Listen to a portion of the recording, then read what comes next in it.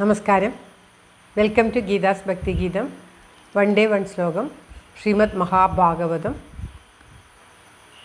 699th day. Today 18th sloka of Pradhamaskandam 6th chapter. For details please see the description box. Geetha's ഭക്തി ഗീതം ഒരു ദിവസം ഒരു ശ്ലോകം.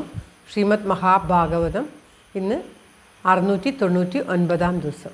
പ്രഥമസ്കന്ധത്തിലെ 6ാമത്തെ അധ്യായത്തിലെ 18ാമത്തെ ശ്ലോകം. ഓം നമോ ഭഗവതേ വാസുദേവായ. ഓം ശ്രീകൃഷ്ണ പരമാത്മനേ നമഃ. ഹരിശ്രീ ഗണപതയേ നമഃ. അവിഘ്നമസ്തു ശ്രീ ഗുരുഭ്യോ നമഃ. ഓം തത്സത്. കൃഷ്ണം നാരായണം വന്ദേ. കൃഷ്ണം വന്ദേ വ്രജപ്രിയം. കൃഷ്ണം ദ്വൈപായനം വന്ദേ. കൃഷ്ണം വന്ദേ പ്രദാസുതം. ശ്രീപരമാനന്ദനാഥനായി അദ്വൈതദീപമായി മോക്ഷേക്ഷു വൃന്ദമന്ദാരമായി കാരുണ്യവാരിധിയായി വിഭൂദേശനാം നാരായണൻ മമ മന്ദത മാറ്റണം. ഓം തത്സത്. ശ്രീമദ് മഹാഭാഗവതം പ്രഥമസ്കന്ധത്തിലെ 6ാമത്തെ അധ്യായത്തിലെ 18ാമത്തെ ശ്ലോകം. പ്രേമാദിഭരനിർഭിന്ന പുളകാംഗോദിനിർവൃത ആനന്ദ സംപ്ലവേലീനോ നാപശ്യമുഭയം മുനേ. ഓം തത്സത്. പ്രേമാദിഭരനിർഭിന്ന പുളകാംഗോദിനിർവൃത ആനന്ദ സംപ്ലവേലീനോ നാപശ്യമുഭയം മുനേ. ഓം തത്സത്. പദം പിരിക്കേണ്ടത് പ്രേമാദിപര നിർഭിന്ന പുളകാംഗ. ഇതൊരു അതിനിർവൃത ആനന്ദ സംപ്ലവേ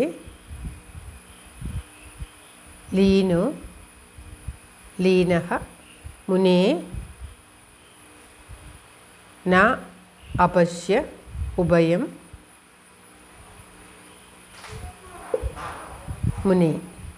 പ്രേമാദിപര നിർഭിന്ന പുളകാംഗോ അതിനിർവൃത ആനന്ദ സംപ്ലവേ ലീനോ ന അപശ്യ ഉഭയം മുനി. ഇങ്ങനെയാണ് പദം പിരിക്കേണ്ടത്.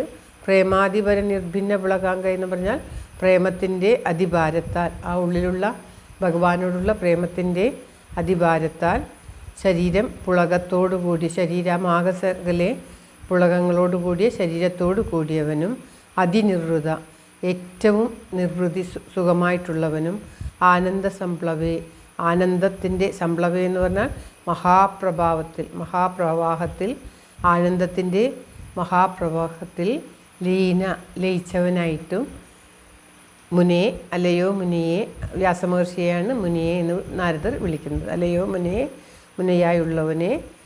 ഉഭയം രണ്ടിനെയും ന അപശ്യം ഞാൻ കണ്ടില്ല, അതിന് രണ്ടിനെയും ഞാൻ മനസ്സിലാക്കിയില്ല. അതായത് ഭഗവാന്റെയോടുള്ള ആ നാരദർ, 5 വയസ്സുള്ള നാരദരായിട്ടുള്ള ആ കുട്ടിയുടെ മഹാപ്രേമാധിക്യത്താൽ ആ നാരദർ ആനന്ദത്തിൽ ലയിച്ച് ആദ്യം ശരീരത്തിലൊക്കെ പുളകങ്ങളും രോമാഞ്ചവും ഉണ്ടായി പ്രേമത്തിൻ്റെ അതിഭാരത്താൽ സന്തോഷത്തിൽ ലയിച്ച് പിന്നീട് തന്നിൽ തന്നെ മുഴുകി പിന്നീട് ആത്മാവിൽ ഉള്ളിലുള്ള ആ ഹരിയെയും തൻ്റെ ശരീരത്തിനെയും രണ്ടിനെയും ഞാൻ കണ്ടില്ല എന്ന് പറയുകയാണ്.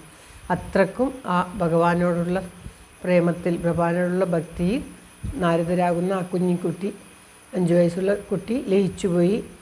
ആ മുന്നേ പറഞ്ഞു കാടുകളും മറ്റും താണ്ടി മലയുടെ പർവ്വത്തിൽ വന്ന് മലയുടെ ചുവട്ടിൽ ഒരു അശ്വത്ഥവൃത്തത്തിൻ്റെ ചുവട്ടിൽ ഇരിക്കുകയും ആ അശ്വത്തിൻ്റെ ചുവട്ടിൽ നിന്നും ഭഗവാനെ വെള്ളമൊക്കെ കുടിച്ച് ദാഹം തീർത്ത് അശ്വത്തിൻ്റെ ചുവട്ടിലിരുന്ന് ഭഗവാനെ ധ്യാനിക്കുകയും ചെയ്തു എന്ന് കഴിഞ്ഞ ശ്ലോകങ്ങളിൽ പറഞ്ഞു.